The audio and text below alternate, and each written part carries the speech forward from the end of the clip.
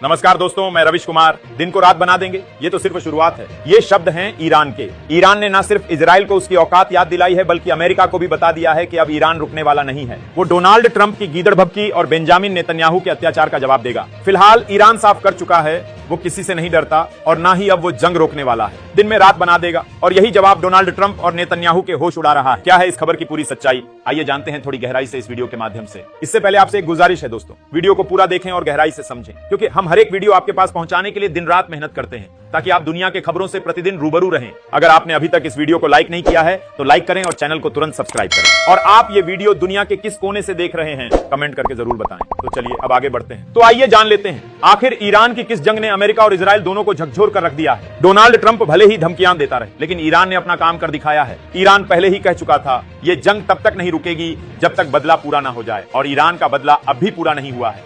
Iran का बदला तब पूरा होगा जब बेंजामिन नेतन्याहू घुटनों पर ना आ जाए, और उसी को रोकने के लिए ईरान ने फिर से बयान दिया है। उधर डोनाल्ड ट्रंप जैसे पगला गया हो अमेरिका फाइटर प्लेन भेज रहा है, लेकिन ईरान को कोई फर्क नहीं पड़ता, क्योंकि ईरान के ड्रोन तैयार हैं, मिसाइलें तैनात हैं। अब बस दिखेगा तो तबाही ही दिखेगी। डोनाल्ड ट्रंप एक तरफ इंसानियत की बात कर रहा है और दूसरी ओर कह रहा है कि मासूमों का खून बह रहा है। लेकिन जब गाजा के मासूमों की लाशें बिछती थीं, तब ट्रंप की जुबान सिल जाती थी। वह तब चुप रहता था, उल्टा गाजा पर कब्जे की बात करता था। और दुनिया भी देख रही है कि 2 साल से हमास पर कितना अत्याचार हो रहा है। गाजा के मासूम मारे जा रहे हैं और उनके खून का जिम्मेदार सिर्फ और सिर्फ बेंजामिन नेतन्याहू है। इसी पर अब ईरान फट पड़ा है। ईरान ने साफ कहा है जब तक इंसाफ नहीं मिलेगा इजराइल को नहीं छोड़ा जाएगा। उसी बीच डोनाल्ड ट्रंप का बयान आता है कि भले ही ईरान के पास हथियार हों, लेकिन अमेरिका से ज्यादा नहीं हो सकते। वो कहता है हम चाहें तो छुपे खमोई को मार सकते हैं, लेकिन हम अभी ऐसा नहीं करना चाहते। इस पर ईरान ने जवाब दिया है ये जंग अन्याय के खिलाफ है और यह तब तक जारी रहेगी जब तक जुल्म मिटा नहीं दिया जाता। यानी साफ शब्दों में यहूदी राष्ट्र के प्रमुख नेतन्याहू को रोकने की बात हो रही है। रोजाना गाजा के मासूम मारे जा रहे हैं, तब डोनाल्ड ट्रंप चुप रहते हैं। ईरान ने अब एक के बाद एक ऐसे ठिकानों पर हमला किया है जहां से इजराइल की कमर टूट चुकी है।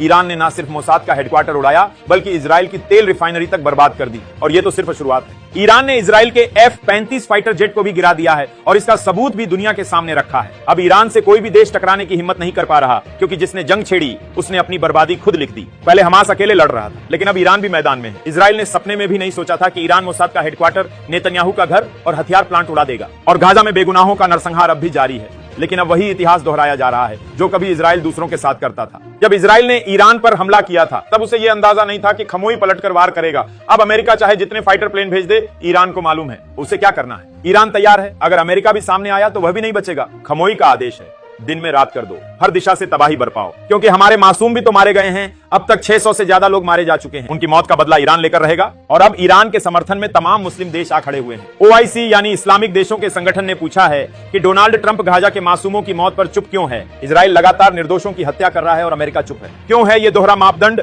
लेकिन अब ईरान की जनता चुप नहीं बैठेगी और न ही वो नेतन्याहू को छोड़ेगी। अब इजराइल का बचना नामुमकिन है। ईरान का कहना है अगर अमेरिका ने हस्तक्षेप किया तो वो भी बर्बादी से नहीं बच पाएगा, क्योंकि इस वक्त ईरान ताकतवर हो चुका है, मुस्लिम देश उसके साथ हैं और कह रहे हैं अब इजराइल की मनमानी बर्दाश्त नहीं होगी। आज ईरान है, कल कोई और भी हो सकता है, इसलिए इजराइल को यहीं रोकना होगा, वरना ईरान किसी को नहीं छोड़ेगा। क्योंकि इजराइल ने जो गुनाह किए हैं उनका जवाब अब मिलेगा।